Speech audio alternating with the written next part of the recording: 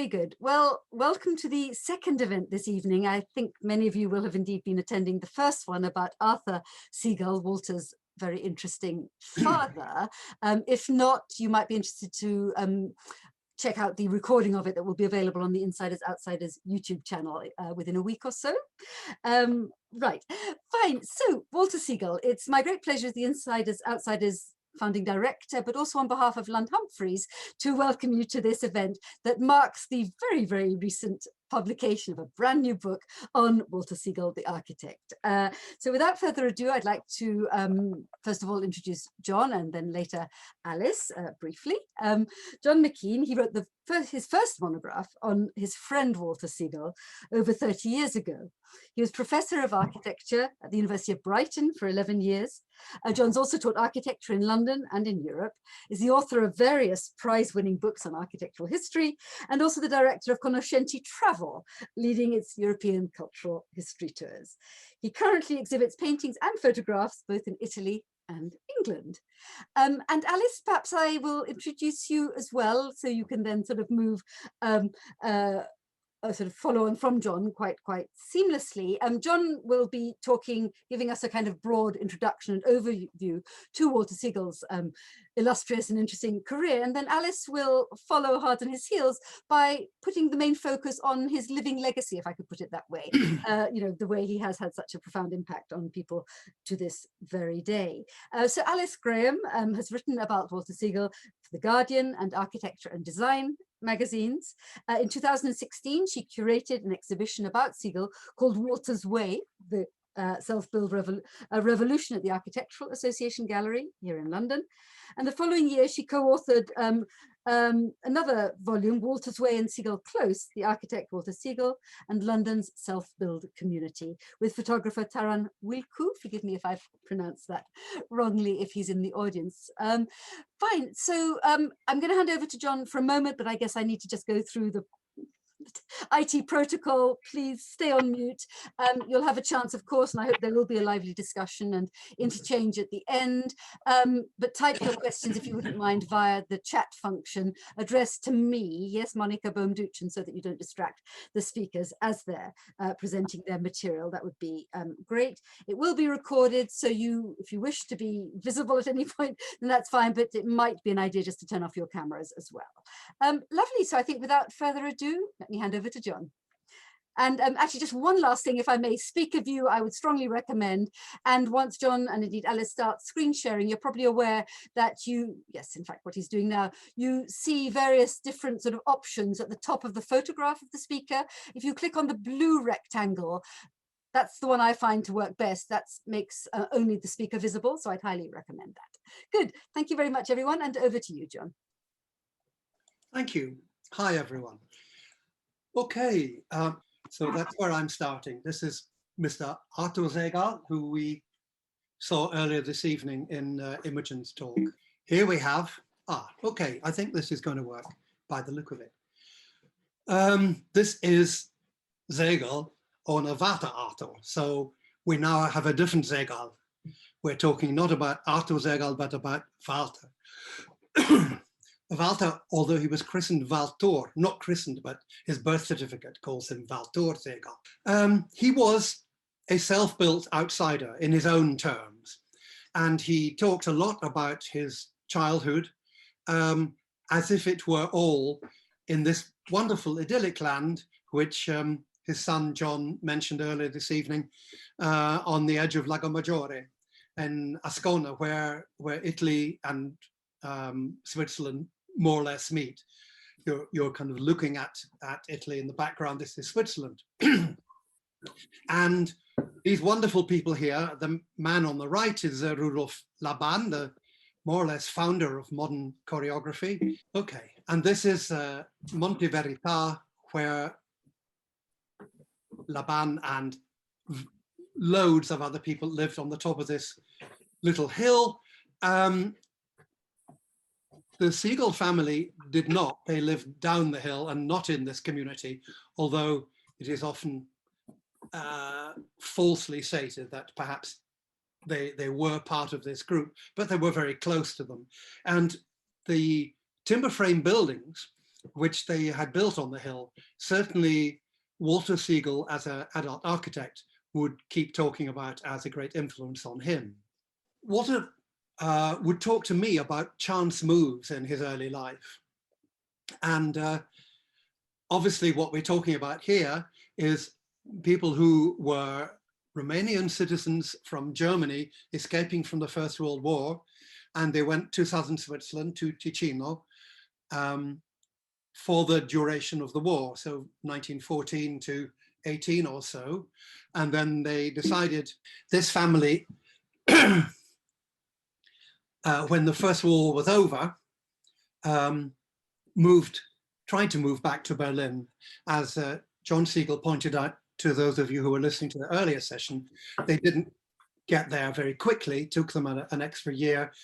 I won't go into the reasons. It was largely to do with Arthur Siegel and not to do with John, but not to do with Walter, but he was 12, 13 years old at this time. So back in Berlin, these are pictures from 1923. This is Walter Siegel, Arthur Segal in the middle of the picture with the November Group crowd putting together an exhibition. Right, next picture. And he is also teaching. This is a picture which John Siegel also showed. At exactly the same moment, in the same year, 1925 into 26, his son Walter is doing this. He is an 18-year-old in his last year at school and a rather precocious would-be architect producing these drawings. And indeed, the one on the left could have been a building built in 2021. We wouldn't like it, but it could have been. And in fact, he wouldn't have liked it either.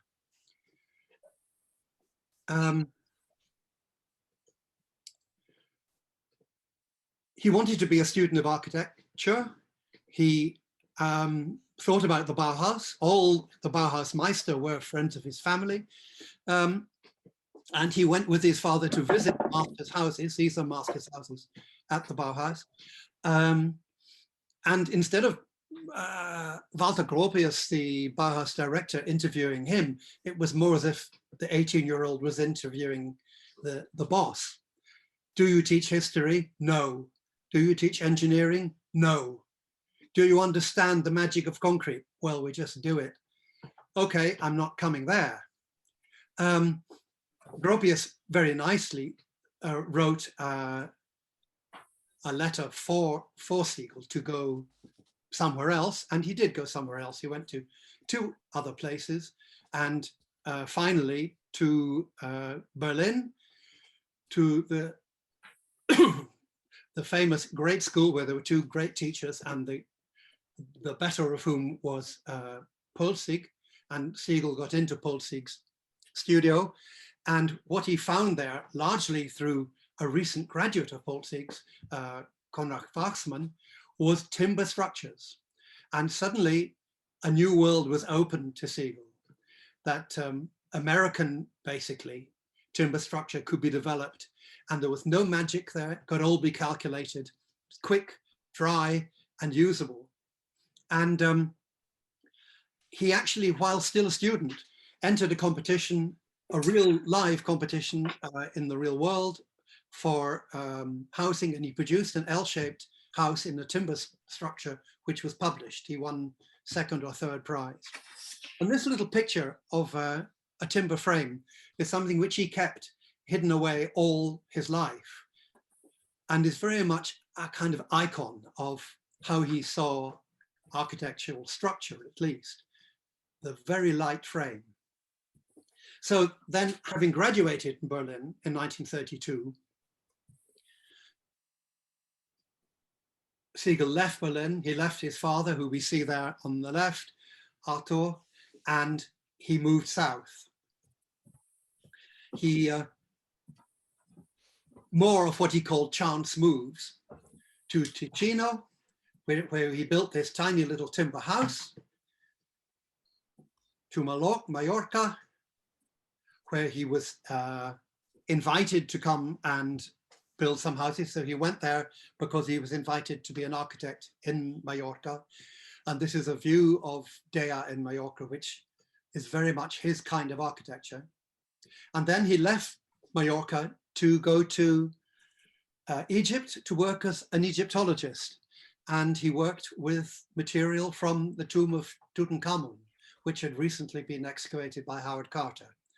And he had every day while he was there, one of these wonderful, amazing bits of furniture from Tutankhamun's tomb was brought and put in front of him, and he played with it, touched it, looked at it, measured it, and photographed it in a way which would be obviously quite impossible today. And very important drawings they were too. From there, he followed Egyptian dynastic Egyptian furniture to Europe, to Turin, and then to the British Museum in London, because he wanted to be an English architect. And probably in late 1935, I don't think anyone knows exactly when he reached England, he appeared, and certainly in early 36, he has a document which allows him to be in England to indefinitely, to be an Egyptologist, but also, I think it says in smaller print, an architect. He called these chance moves, but they were, of course, constructive escapes. I mean, he was very sharp and aware, and probably much more practical than the rest of his family. And he saw what was coming in Berlin in 1932. Already at the time he graduated, the Nazis were in a majority in Berlin, certainly in the area around the Technische Hochschule in Charlottene. And he left, and then he left Mallorca when he saw the Spanish invasion, what then became called the Civil War, and the fascists, known as Phalangists in Spain, taking over. And from Egypt moved to Europe. The Egyptian story I won't say more about, but I found out more interesting things about it recently, how the Egyptologists he was working with were actually connected to a rather secret group which was helping Jewish Central Europeans escape from the Nazis. I've no idea if Siegel was linked to that in any way. Of course, none of this he ever talked about, certainly to anybody I knew or to any of his English friends. Anyway, being astute, he arranged while he was in Mallorca for his family, his parents and sister, to join him on holiday there, and that was possible. While they were there, they lost their right to be Germans while they were actually in Mallorca. Once Walter Siegel was now Walter Siegel, they're no longer Walter Segal, and safely in England, he worked very hard to get them out too. And his lobbying finally, at really 24 hours notice, got them space on HMS Hood, which was calling in Palma to pick up British expatriates because of the Spanish Civil War. So that's the end of any biography I'm going to say today. And the rest of what I say is about Siegel and his approach to the world. Walter Siegel, the European English architect, has now been created, late 1935, early 36. I have found 3 published CVs which show him as Spanish or as Swiss. One from the 1930s is from a contributor's biography in an Italian book, which published at least one of his buildings he built in Mallorca. And the Italian text clearly shows that he was from Barcelona, that he studied in Barcelona. He was a true Catalan architect, born in 1902. The one from the 1960s is from the British Who's Who, his entry, which shows that he was Swiss and studied in Zurich. And the one from 1985, which was his obituary in the Times just after he died, also showed that he was a Swiss architect who graduated in Zurich.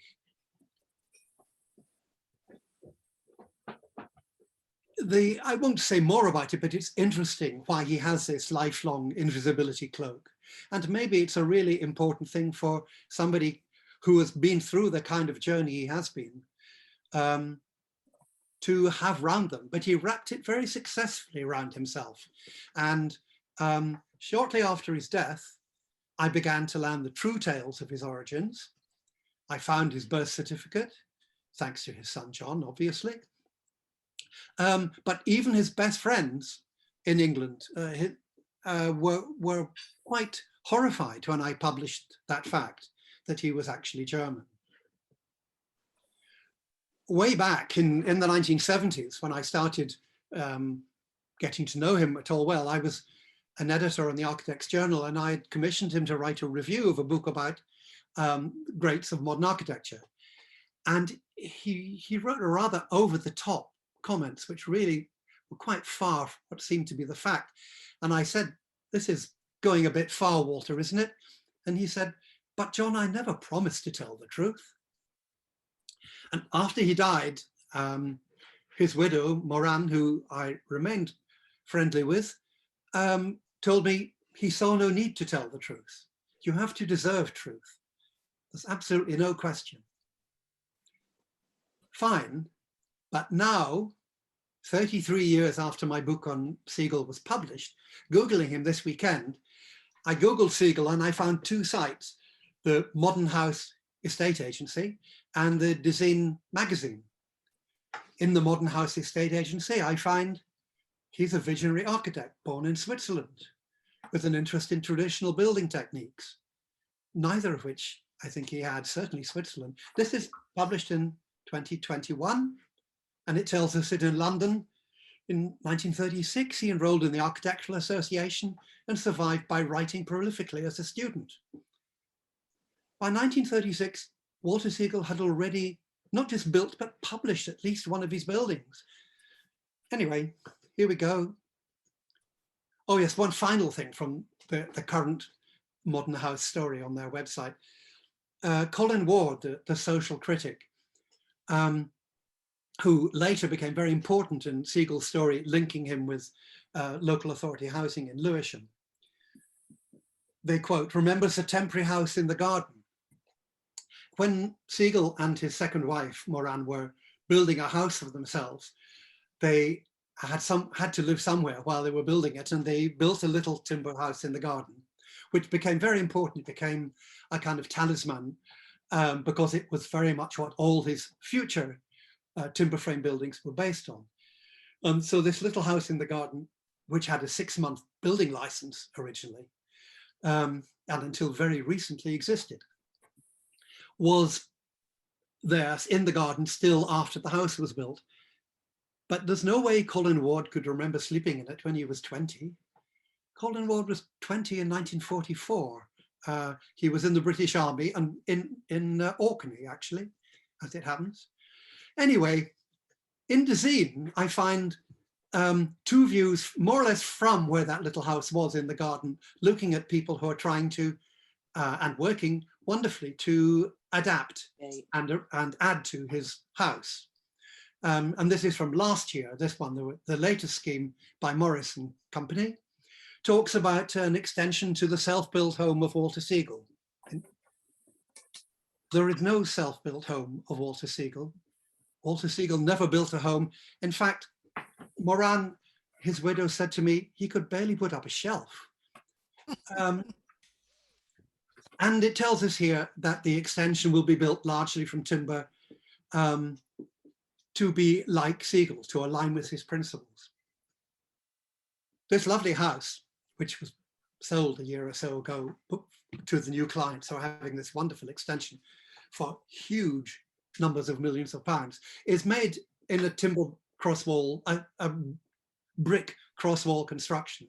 There is timber and glass, as you see here on the sunny garden side, as he did in a lot of his later houses before using the timber system. The garden side is almost a glass wall. So that's all about the story and about facts. The rest of the little things I want to say are about what he thought architecture was. People congregate for stimulation, to eat, to talk, to listen, to express and present themselves. They need an atmosphere congenial, complementary, encouraging, and enveloping in which to enjoy such experiences. The accent lies on people. Successful envelopes for gregarious activities depend on the creation of an illusion of space in which the contours are dim. Where people assemble, the architecture recedes and becomes a backcloth. It must disappear. He was very concerned about convivial space. And I won't say much about this at all, actually, but his family, his parents had this wonderful monthly Jour fixe, where everybody, all the famous Bauhaus Meisters and who else came. They were very convivial, but they had at home this little round table, and this is the Siegel's parents and 3 guests, including Raoul Hausmann, who did the little drawing, RH in the top right-hand corner. And on the right, you see Siegel's first building, the Casa Piccolo, which he went to Ascona to build when he qualified. And he would say he never used his clients and their resources as a means of his self-expression. Solutions should be optimal and typical, not individual. A result thus obtained is rarely startling. The better a design performs, the less it is pronounced. So he was not interested really in stressing what the thing looked like. He was interested in how it was as a vehicle, as an instrument rather than an emblem, let's say. And for 20 or so years, or actually even more, he was designing house after house, small houses to fit together for ordinary people, usually for the poor who needed houses, and put a whole load of them together in the end of the 1940s. He did a lot of this during the war in this rather wonderful book, Home and Environment, published in 48 and then again reprinted and republished in 52. And his optimal little house was the L-shaped patio, which indeed was what he had first designed a similar version of when he was a student and won that timber frame competition. And this is a drawing of a L-shaped patio scheme from the mid-1930s, just before he came to England. It's still measured metrically and the words on it were in German. And you can see there's groups, here's a group of 20 dwellings, I think, and the hierarchy of spaces was what particularly interested him, that you've got main roads, secondary roads, each front door with a tree outside it, as you also see in the perspective, and a back door. And you go through the front door, through the house, to the little patio, to the private garden, and then to the space shared by the 20 houses. And he developed all sorts of examples with this range of social space, from the private individual to the social citizen, was what he was making a space for, which is immensely important in house area, house group design. Here was a 2-story version. Here was another 2-story version. Both of these are from the book. And just to go back to, this is the very first scheme from 1935. Nobody seemed to pick this up at all. They were never built. Here we have a very similar scheme. The plans are not oriented the same way. This was from the 1950s. The only difference really being that there's room for a garage. There's a little more space per person. But these were built. And this is the view in from the social space to the private garden, to the patio, to the L-shaped house, exactly as you see in Siegel's plan. Except this was not built by Siegel. This was built by Jörn Utzon, the architect best known for the Sydney Opera House. This was one of his first works. This is in Lund in Sweden, which I happen to know well, and is very friendly memories because I've been there and my wife and family have visited as well. We have a friend who lives there in this Utzon group. And it is almost exactly Siegel's 20 years earlier scheme. So these were Siegel's 1942 drawing used as his Christmas card from 1946. Thank you, John Broome, for the Christmas card. It was sent by Walter to your father. John Broome was Walter Siegel's last partner. And this is the big scheme by Utzon in that country which England beats at football just across the Sound from Lund and just north of Kövenhaven, which was actually built and is now quite a famous scheme.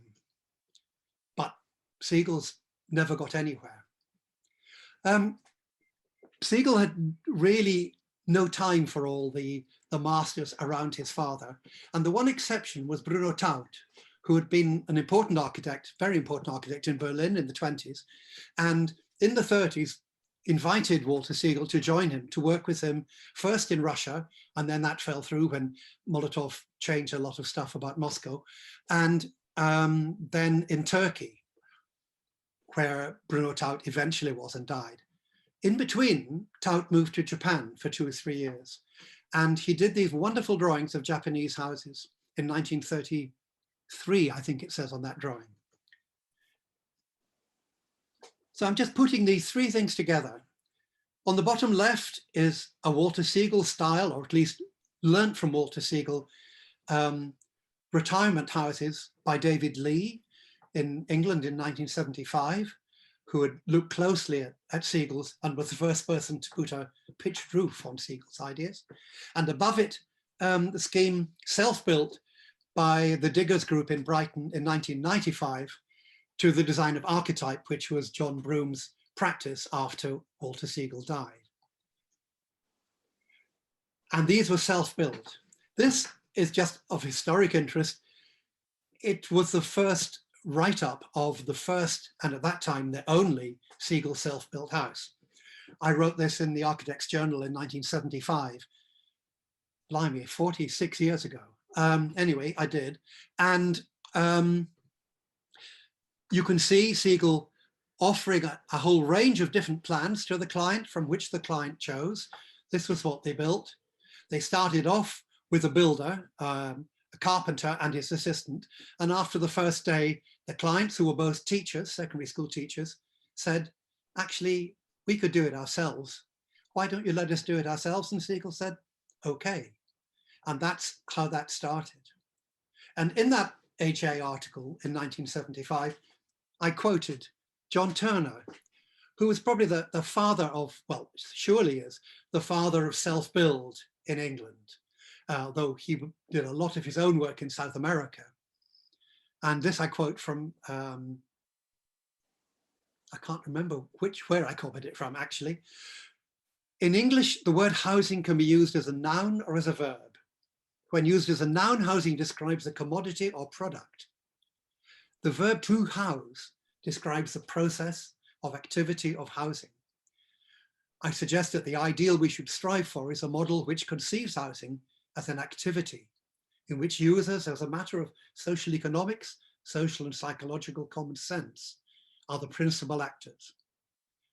It's a fine quote, and I was in touch with John Turner last week. He's now a lively mid-90-year-old. And if you're watching, John, good evening, and thank you for joining us. Building oneself, of course, is wonderfully ambiguous. It means building by oneself, and it means building oneself, the building of oneself. And that was a way of looking at things which Segal, of course, wholly took on, as did his self-builders. Very often they would say, you know, we have grown ourselves through the building of the house. So here is the first self-build for Lewisham, for the first local authority scheme, which maybe Alice will say more about. This is what is now Segal Close, just beginning to come out of the ground, with Walter Segal on the extreme right, and just behind him, the very young John Broom, at that point his assistant. This was the first of the single-story frames to be built, just going up, and in the foreground, my then very young son. And this was the first 2-story frame at that time going up, just very close to it. And in the foreground, Walter Segal, John Broom, and between them, the builder and client, Ken Atkins. And that picture, which you've just seen, Alice wonderfully reproduced room size in her exhibition at the AA a few years ago, and you see it behind these figures. This is in the exhibition of Walter Siegel, which Alice put together at the AA. And you see here on the left, Nicholas Taylor, who was the leader of Lewisham Council. He was a councillor and was pushing the whole project. But for him, it would not have happened. On the right here, we see John Broome, who was initially the assistant, but inevitably, eventually, absolutely the man who made it happen. And without John, it really couldn't have, and as it developed with him. And in the middle, we have the Siegel family. We have the picture which I think John Siegel briefly showed at the earlier showing this evening. It's Arthur Siegel's picture of his son sucking his pencil, which is in focus, and below it, Walter's son, John Siegel. And this was the second of the Lewisham schemes. Self-built, and on the right, the first. So cells built under Siegel, with Siegel. And on the right, this lovely picture of architect and client shaking hands, Ken Atkins and Walter Siegel, on the completion of the first building there. So that's all I want to say, and Alice will now take us through his work and subsequent. Lovely, thank you very much, John. Yes, so over to you, Alice. That's it, okay. Perfect. Yeah, all good, all good. Brilliant, okay, lovely. Good evening. I'm going to be talking about Siegel's legacy. So my contribution, John and I wrote this book together. My contribution is more the legacy side of things. So I'm going to be talking about Siegel's contribution to the UK, and more specifically, his contribution to architecture and housing in the UK. So it's probably, most of you gathered, Walter Siegel's not really a household name, and he's sometimes forgotten from lists of great British architects. But he did create some really lovely homes and community buildings, and they're loved not just by architects, but by the public, by people who live in them, people who use them. And in addition to his buildings, he also left behind a set of principles known as the Siegel method. And he has also inspired some innovative work. So at the end of the book, we've included a list of Siegel buildings, and we tried to make it as full as possible.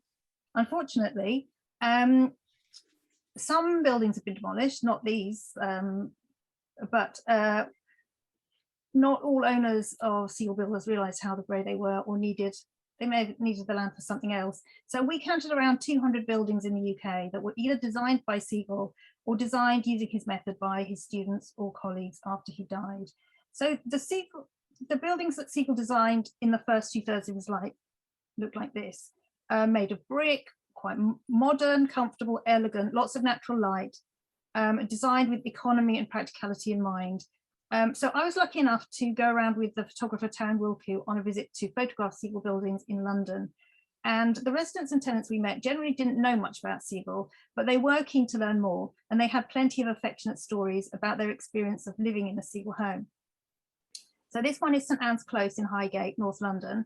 It was designed to be a community for architects, including Siegel himself. So Siegel lived there in, I believe, the top house. The top photo is the one that Siegel lived in. This one is called the Treat Hole Factory. It's now offices. It's in Colindale, North London, and it was built in 1984. It's got these amazing array of tiles on the side, and you can see that the windows are very elegant. There's some very narrow columns, and it's really quite, for a factory, it's I think really quite stunning actually. This one is Ovington Square, a block of flats in Knightsbridge.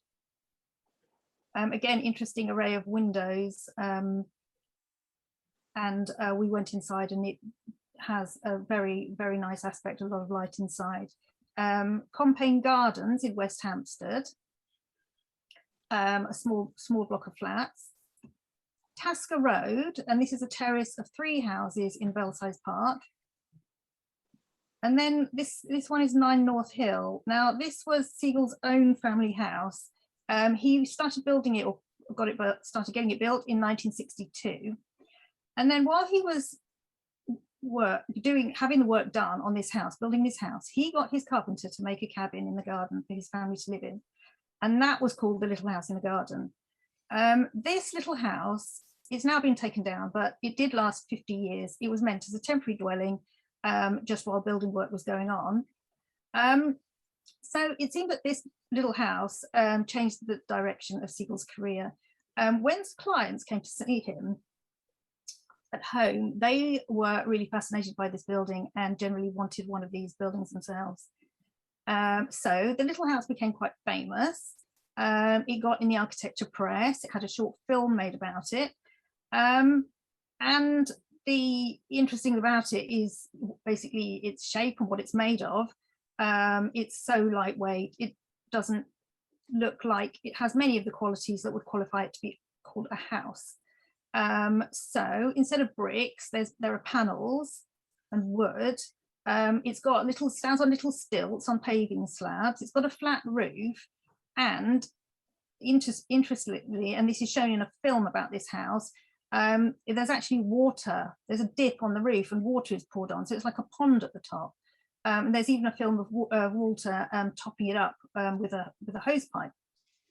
So this is the type of thing that became called the Siegel method, a Siegel style house, although it did develop and got adapted as it was needed for things beyond a temporary home and was used for permanent homes.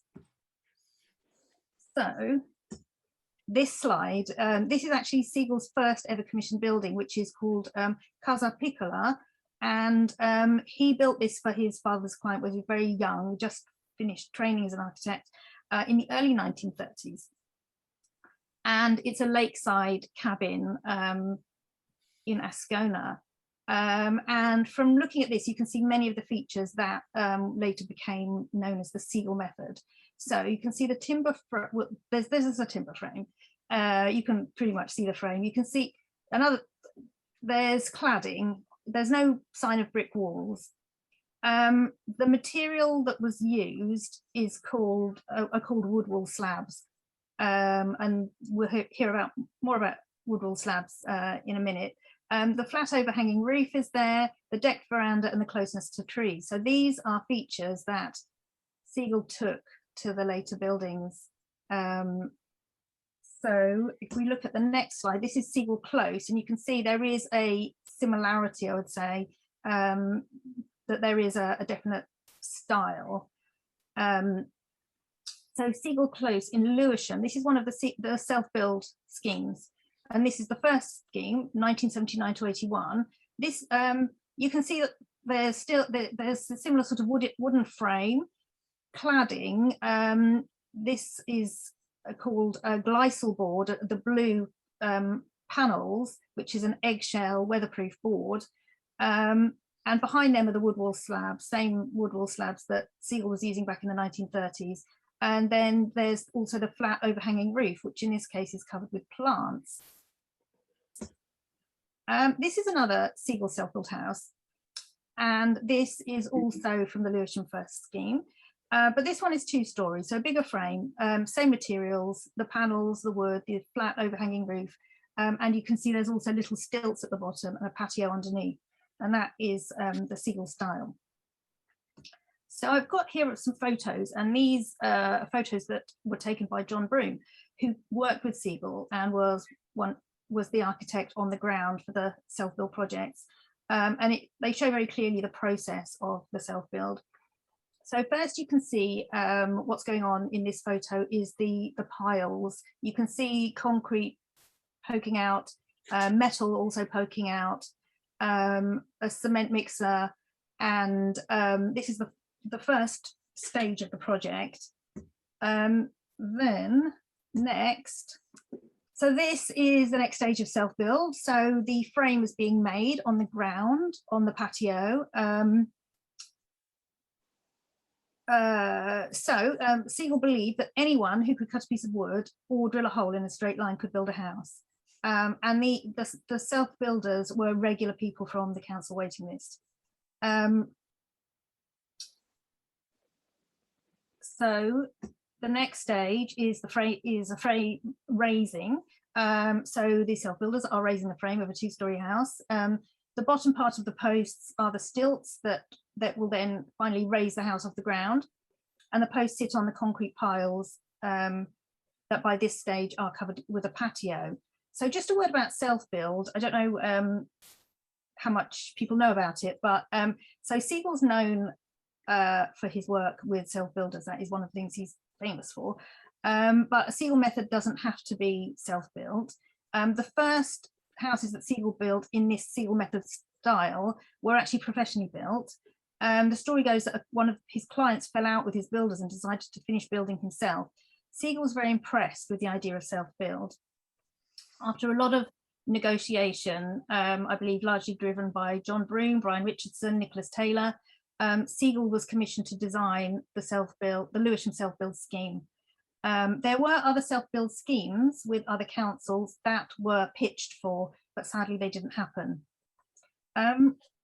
Okay, so this is the next picture. So when a client, recap.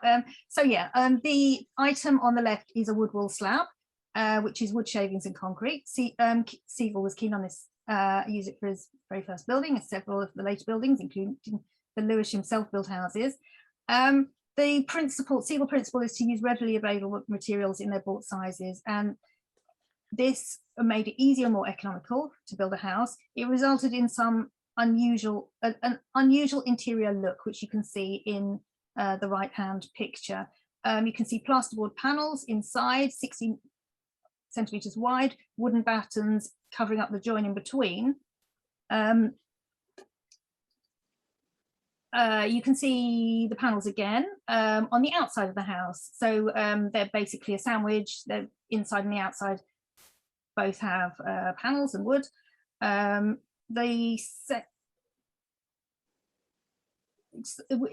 It results in the stripy look, which if you go and see Siegel houses, there's that stripy look, which sort of in a way defines one of the later Siegel self-built houses. The second photo is a later self-build scheme in Sheffield in 1996, and the roof is pitched, which is an adaptation of the method.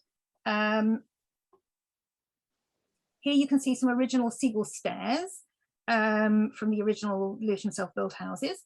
They were designed for compactness, ease of assembly, and to keep costs down.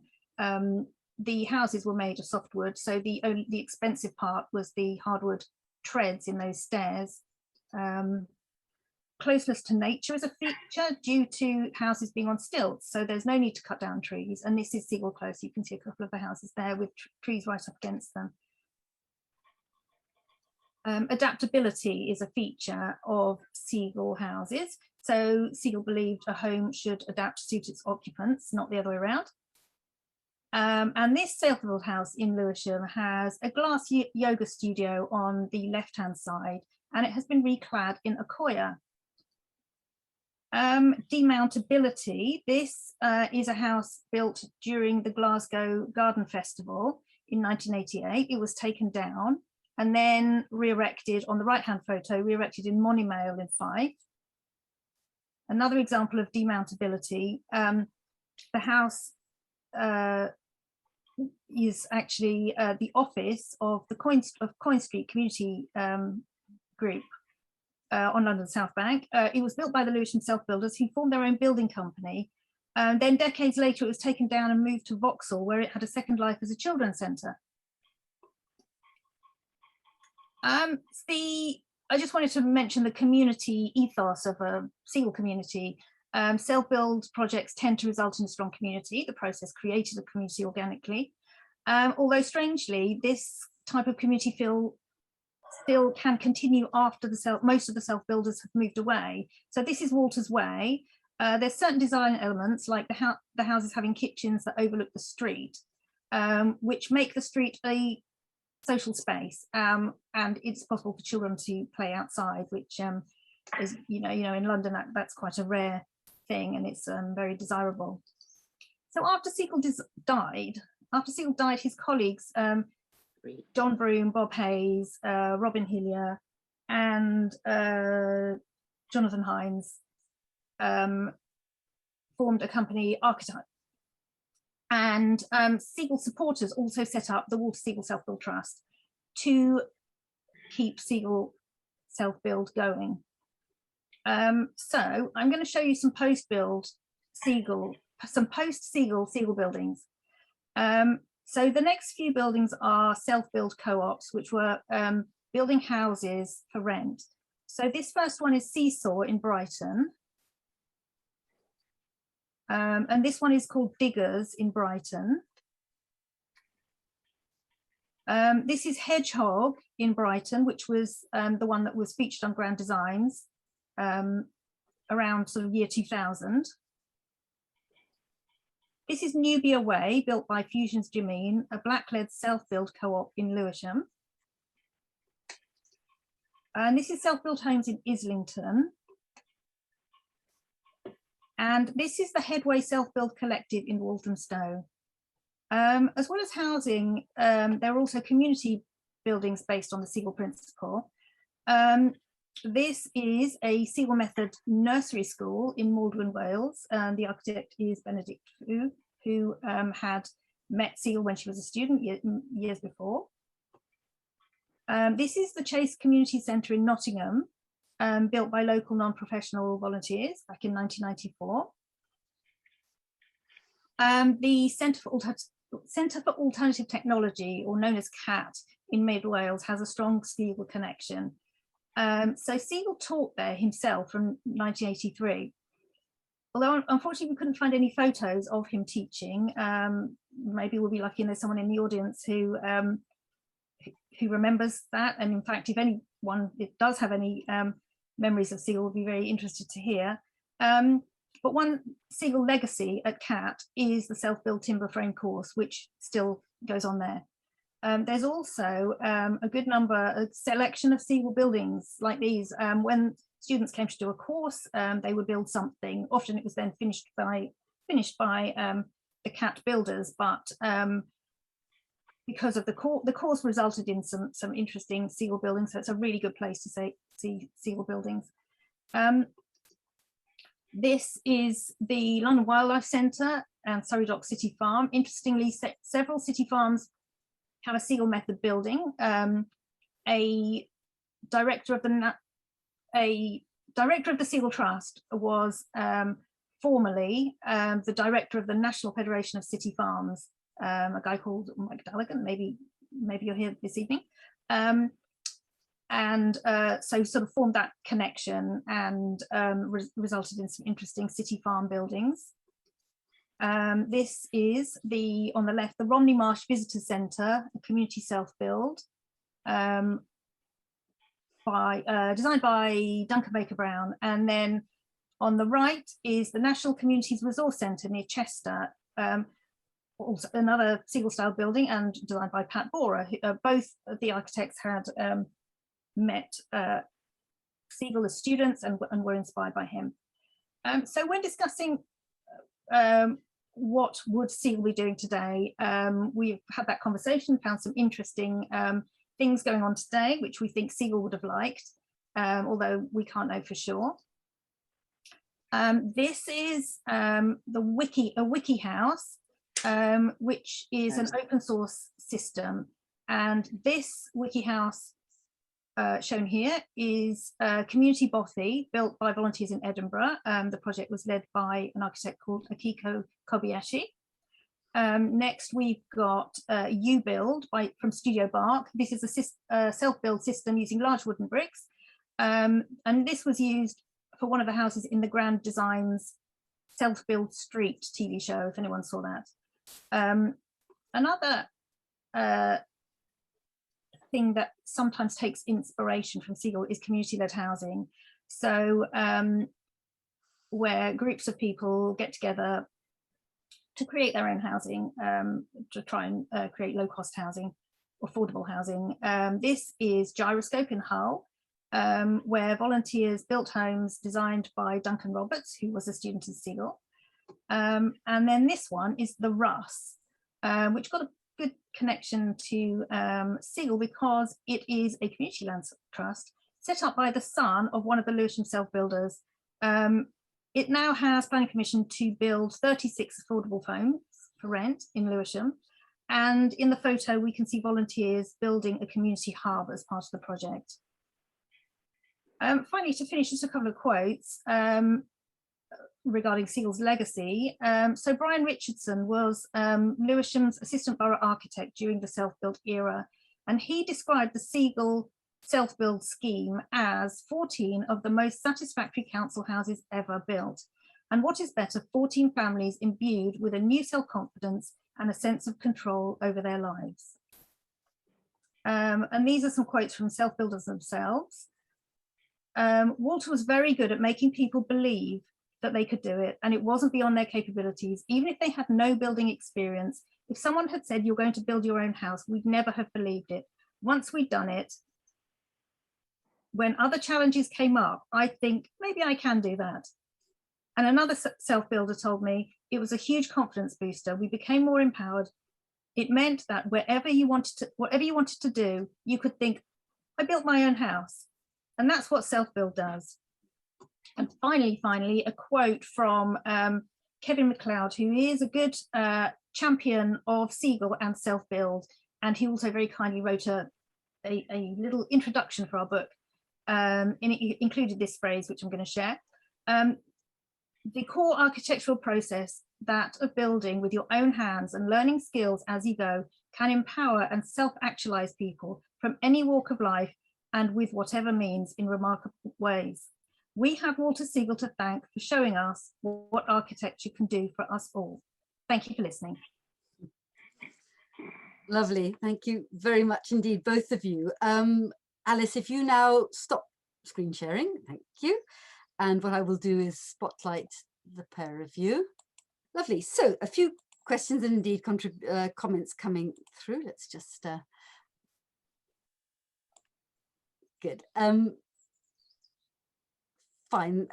There's a message from somebody. Sorry, I'm just looking for it here. It's disappeared. Yes, from Catherine Goodkind. My grandfather, who was also a Berlin architect who had to flee Germany. You're probably well aware of his work and writings. And just, yes, his name was Erwin Anton Goodkind.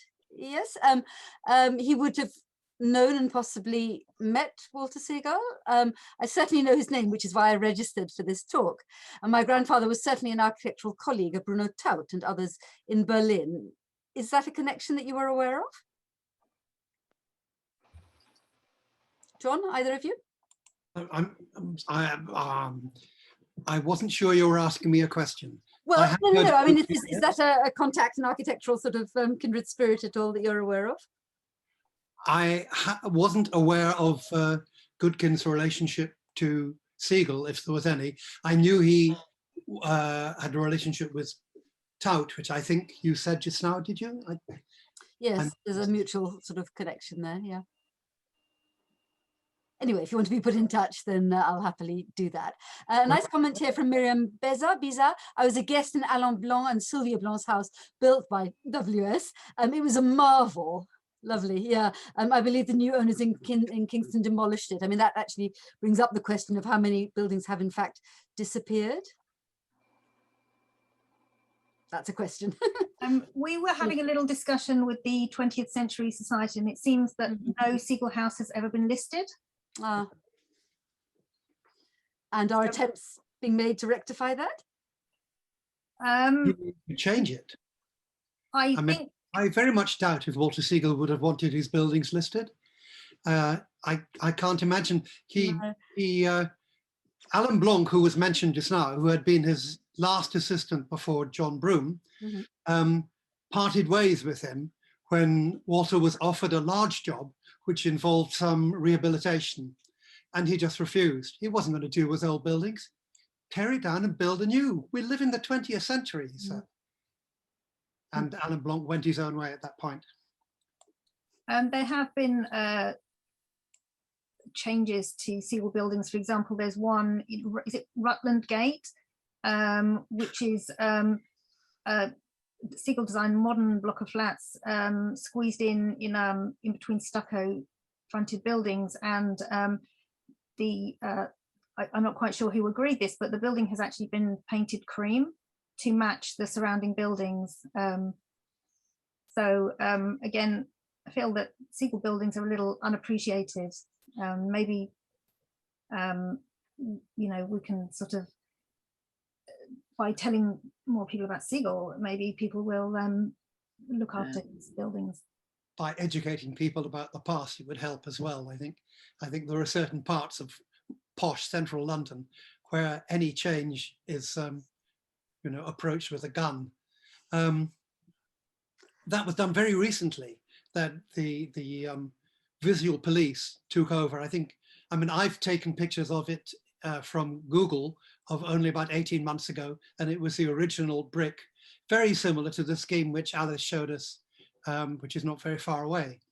And it is now, as Alice says, completely camouflaged in among Victorian stucco. Weird. I've got a comment here from Marilyn Green, one of my colleagues on the Outsiders project. According to the 20th Century Society, I think there were requests to list one of the houses or a house in St Anne's Close in Highgate, but the argument was that they should not list just one house, but all 8 houses, therefore they were never listed. Which yeah, yes, I mean, the whole world of conservation needs to be rethought intellectually and intelligently, really. I mean, the 20th Century Society itself planned to list the little temporary house in Seagull's garden, which had a very interesting history. It was given a 6 months building license, and then it was still there, and they kind of kept it there, and then eventually it got permission to stay. And you know, that's life. I'm aware of the night drawing on, as they say. I've got several. Can I make some comments? Is that possible? I don't know how to send a message. John, can we perhaps give other people a chance to ask well, rather for me to sort of mediate. But Monica, sorry to interrupt you, but yeah. I think people ought to know that John, who's starting to speak, actually lived in the little house. He has got real experience. All right, John, go on. Sorry, yes, all right. Ignore what I just wanted to make just a few small comments. The first thing about my father saying he was Swiss, you know, you have to realize that he was an immigrant, you know, at a time where Germany was much disliked in the UK.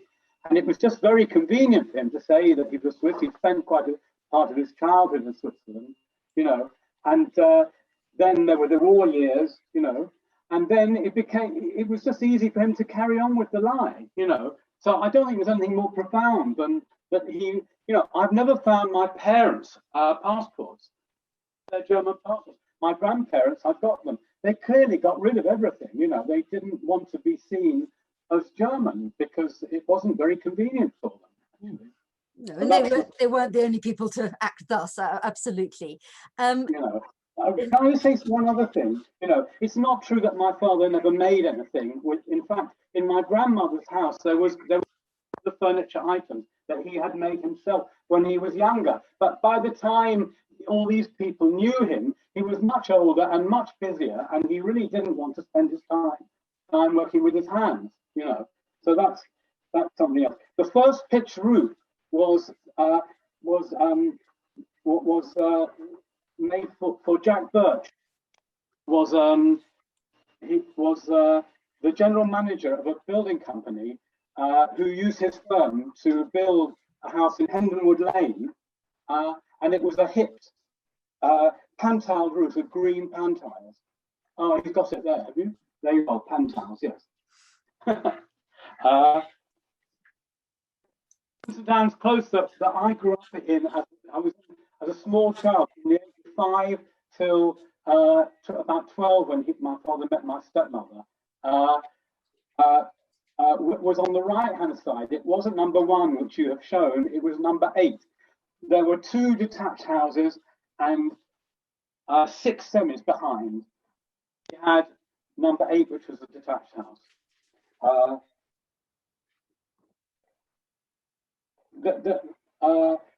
I wanted to say that my father was attacked. You talked about Rutland Gate, and my father was attacked in the press at the time for building a modernist house. It was built for a spec builder in Rutland Gate, and it was a bomb site. And the spec builder came to my father to build a house. The builders couldn't have expected my father to build a white stucco. And then it was quite attacked in the press.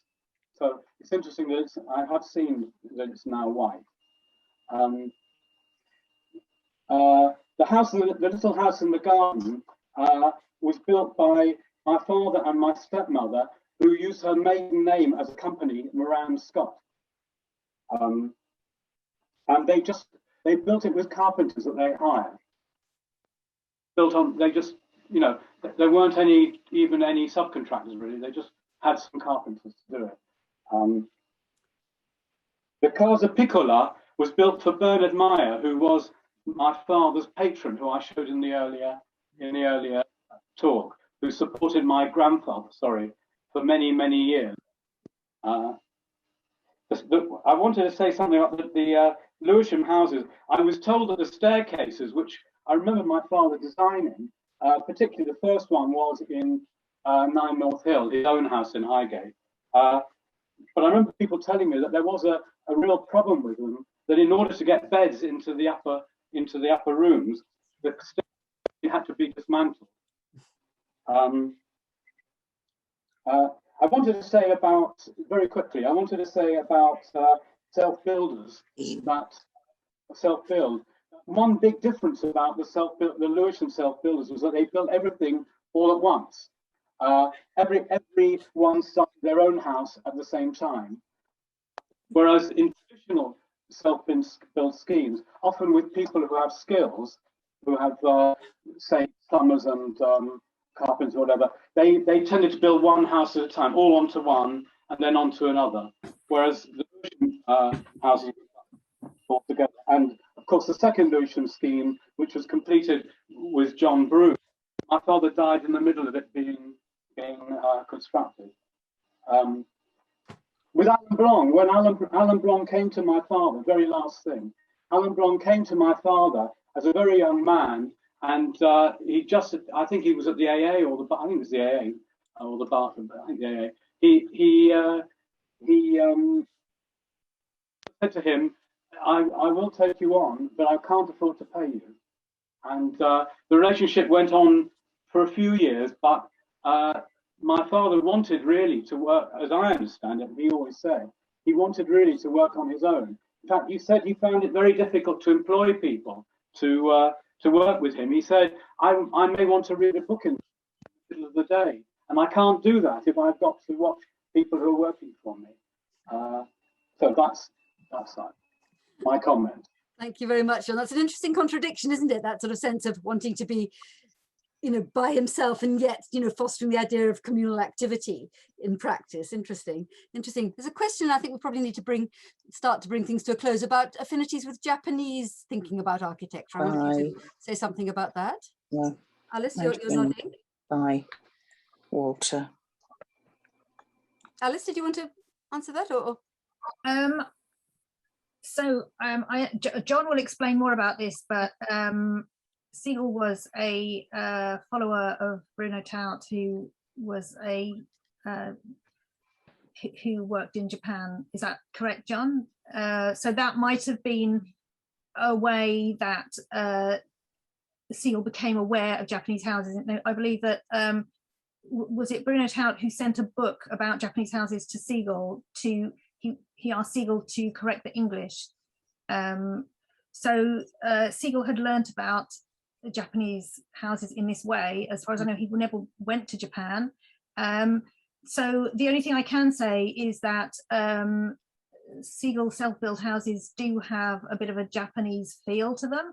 And I'm told that the demountability aspect and the lightweightness could be a sort of that could be related to a Japanese influence. I don't think there is an actual sort of route from Japanese houses to Siegel houses, but they certainly Siegel houses do feel very sort of not British. That the first thing people often say is, you know, this does not feel like a typical British house. It's not like a typical London house. And so I believe that Siegel's influences from different countries really came to play when he designed those later houses. Did you know Wells Coates, who had actually spent time, you know, lived in Japan as a young man? Maybe a Japanese connection there, perhaps? Perhaps. He did. Can I ask Monica where this idea came from? What, of the Japanese connection? Yes. What? Well, it's some very, there's one person here called Kath, well, it doesn't really matter, does it? I think it's something that certainly crossed my mind as well.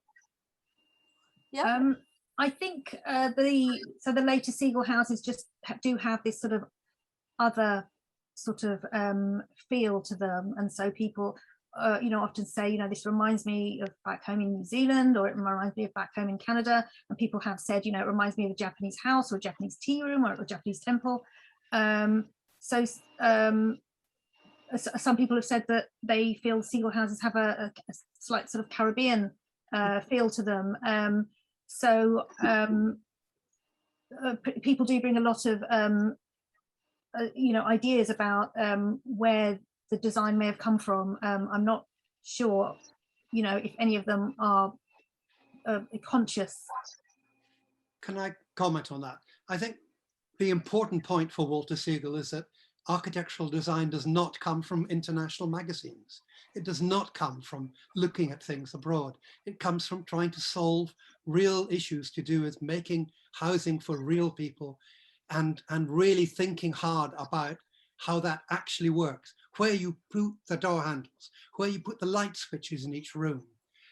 He always tried in lots of his houses to have the light switches at the same height as the door handles, for example, because that makes common sense. In Britain, we don't do that. Ditto with skirting electricity and ceiling light. Anyway, all sorts of stories. But the notion of turning it into a picture is the last thing Walter Siegel wanted. He did not see architecture as pictures, Japanese or anybody else. Or indeed as sculpture, because one thing that strikes me very forcibly, he's at the very opposite end of the spectrum to something like Daniel Libeskind, where the sculpture, the kind of the presence of the building is all important, and whether people can actually use the building properly is almost irrelevant. So it is an extraordinary sort of salutary contrast. I think we better stop there. Maybe. John, I think it's late. Let's leave it at that for the moment. There's one, it's RK, I don't know who RK is, but a nice... Can I just say a word? I'm trying not to leave that for a moment. I think the most interesting Daniel Libeskind building is his first one, which is the extension to the Berlin Museum, which is now called the Independent Jewish Museum in Berlin. And when you go into it, or last time I went into it, one of the very first pictures you see, you go down into the tunnel, you look to the right, and there is an Arthur Segal picture looking at you. And I thought that was great. One of the very first things you see in that exhibition. So Libeskind, he may not have laid out the pictures, but it's an interesting building. Indeed. Okay, so let's end with a nice comment here. Another Siegel story from somebody called RK. Don't know say who that is. Yes, WS once told me that reviews don't sell or harm books, but that a book sells when people tell their friends, this is a good book, you should read it. A good anarchist view. Good luck with this new book. And I think that's a lovely point at which to end. But I just must not forget to say, for those of you who would like to pursue Walter Siegel further, and I hope that includes most of you, that the book recently published, brand new by Lund Humphreys, is available at a 20% discount currently. If you go to the Lund Humphreys website and you at the checkout, you'll get 20% off if you type in Walter Siegel 20, yes, in capitals. I don't know if that's important. And the offer is valid until the 31st of July. So do take advantage of that if you would. Right. And lastly, if I may, well, just to round things off properly, Lund Humphreys also published the Insiders Outsiders companion volume way back in, gosh, when was it? March 2019, which you have there. Thank you very much, John. Yes, Refugees from Nazi Europe and their contribution to British visual culture, which is still available. And indeed, I think there's also a discount on that, but I must confess, remember exactly what the code is, but it'll be available. It's on the homepage of the Insiders Outsiders Festival.org website, so do check that out if you want. It covers a multitude of different media, including architecture. There's an excellent essay by Alan Powers. And indeed, on the Insiders Outsiders YouTube channel, which is where you will find the recording of this lovely event within the week. And there are various other architecture related events and recordings thereof, and many other things besides. So I would urge you to take a look. Do sign up for the newsletter to be alerted to forthcoming events. We're taking a break over the main summer months, July, August, but back in action for September. So sign up again. If you go to the website and scroll down to the bottom right of the homepage, you can do so. And yes, so I hope you have a good summer, everybody, and to see you again at future events. And John McKean clearly wants to say something as a parting shot. I just want to say, what a pity that we couldn't all meet in the flesh. Well, It would be really nice. There are various people who've signed up tonight, like Robin Kinross, for example, who I've never met and have often wanted to, and lots of others who I do know, and it would be lovely if we all met. That's all. if only. On the other hand, I've just got a comment here from somebody in Canada. There was somebody from Arizona. We could only do it through Zoom, couldn't we? So there's certain advantages. And what I will do is I will send you the list of attendees, and then if you want to make contact, that's all good. Lovely. So thank you very much, everyone, and good night, and keep well. All the best. Thank you. Bye. Thank you.